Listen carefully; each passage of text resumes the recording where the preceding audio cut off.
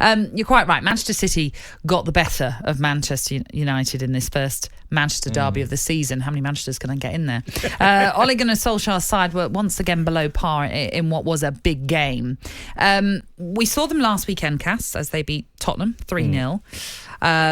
And we know what happened after that with Nuno Espirito Santo losing his job.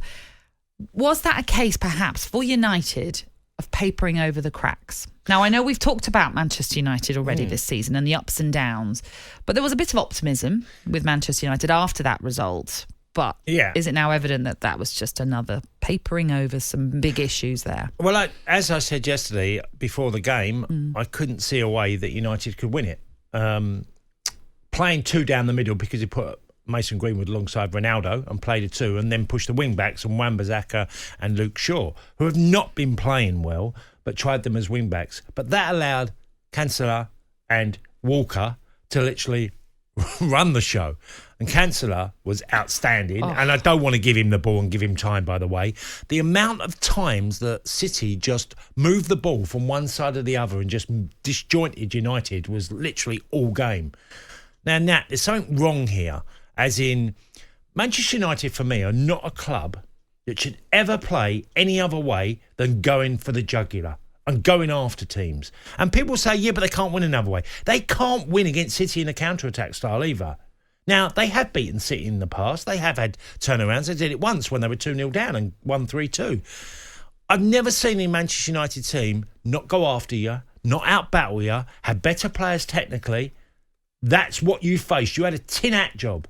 Even if, you were playing against quality oppositions. The reason why I think United fans should be angry is because when Liverpool and Man City play each other, generally it's ding-dong. It's they both have a go. And one of them might win like City did 4-1 at Anfield, and Liverpool have done likewise to City. There's a ding-dong between the two of them. It's a proper battle. And they're two really good sides. Man United are not doing that. They are not making it a ding-dong, have a go. You look at the goalkeeper. He ain't had to make a save for City. When you're relying on a couple of Ronaldo half chances, by the way, he made the best out of, that may be a way of getting a goal. But that is not a derby. Because at the moment, Man United, yesterday's performance for me stunk of a fear way of playing. That's, for me, how I see it. It's really interesting you mentioned that, because I don't know if you saw the interview that Alison Bender actually had with Ole Gunnar Solskjaer, where she had alluded to the fact that some of the players post-match had said they lacked belief. Now, as she's continuing to ask the questions she's leading on to, you can see Ole Gunnar Solskjaer is sort of thinking it over, thinking, well, what she just said there? And then he questions it, like, are you sure some of my players said that we lacked belief? And then she reaffirms, yes, it was Harry Maguire who said in the second half, we lacked belief. Manchester United, this is Manchester United, Cass. How can a team, just on its name, let's forget the personnel, but just on its name, how can they lack belief? Well, I think what he was alluding to, Harry Maguire, was belief in the way we're trying to play. I don't think they have a lack of belief. That's damning. That's even worse. Yeah. Because that's not a belief in me as an individual. I think you can go through difficult times. I mean, I've had many myself, and I understand it when players don't play well. There's a number of United players that are way below par and probably don't believe in actually what they're trying to do and how they hurt the opposition. I said this about 10 years ago now, about Marseille and PSG, when PSG were dominating and ripping Marseille apart. I said Marseille should not be playing the way they're playing, which was a counter-attack style. They'd sit deep, they'd play PSG, and they kept getting whipped. Okay? They were trying to strangle the game. Manchester United are not a lower team in the Premier League. Not using examples of, but, like a Burnley or a Norwich but you're Brentford. Brentford are going to be more braver than Man United. You're going to have a go at oppositions. You'll have a go at City much more than Man United are going to do. That's wrong. It's totally wrong to have a club of that stature with the money at their disposal to play in a way that is based on fear of the opposition. And it's not on the scale of the Liverpool defeat, which was a humiliation at Old Trafford, but it's a second successive defeat and a second successive defeat to one of your closest rivals. And when you're a team that will be damning for Ollie. Yeah, and when you're a team that has at the beginning of the season laid out your cards, you've said you want to be a title winner, you want to be competing. That was a performance far from a title winning side, and that is the problem that we are now seeing regularly with this Manchester United side. They are so inconsistent. Yeah, and it's not an open top bus if United make Champions League. That was never on the agenda. When that started to become the word on the street, they're making the Champions League. Well, that was never accepted for Fergie. It was never accepted for some of the great Liverpool managers when they started coming second and third and making Champions League. These are huge clubs in world football with enormous money at their disposal.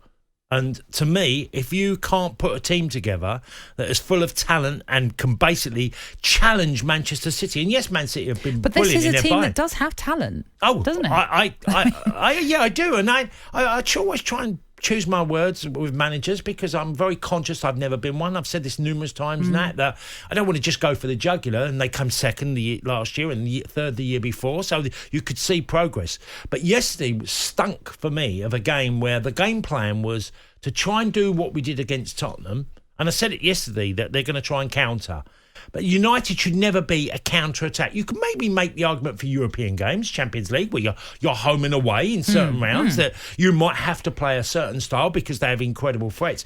But to basically allow City to dominate the ball in every position, not one, not fullbacks, midfield and forwards as well. And at home, and particular. At home, again, without even thinking of that. I mean, that's the other damning perspective in all of this. This is at home. This is at Old Trafford. They haven't gone to the Etihad and sit back. The interesting thing as well is that obviously when this sort of performance happens, we talk about the future of Ole Gunnar Solskjaer and the pressure very much being back on him.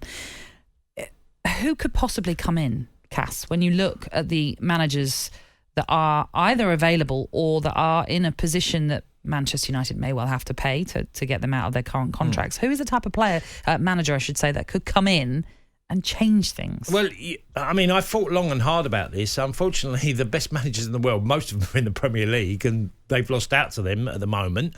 I would have gone Nagelsmann before if they were thinking of a change, but obviously he ended up going to Bayern Munich because of the way he plays, and he plays in a style that is attack-minded. And gung-ho at times. Well, it's gung-ho, but the amount of times I played Manchester United, and it was like, they're relentless. Yeah. They don't stop. Not only with their ability, they could match you physically. And I don't see this with this Man United team. And I think Ollie's been caught between two stools. He's tried to spin a few plates in his lineup. Ronaldo, again, was probably, you could probably say De Gea was their best player because he produced a good few saves in the game.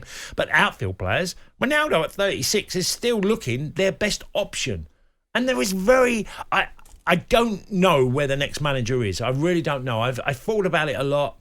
I think they have to realise where they are as a football club. And football's evolved. You have to have an attacking style like what Bielsa does and what Gasparini does at Atalanta. Managers with that sort of thinking, I think, is a change of dynamic. But at the moment, they look like... Well, I can't see United getting out of this sort of period of... Yes, they'll get results, but I don't see them ever getting close to the two or three clubs that are clearly far better. And are they going to play that way against Chelsea? Are they going to play that against Liverpool? They've had a 5-0 defeat at home to Liverpool and a 2-0 against City, which could have quite easily been way more.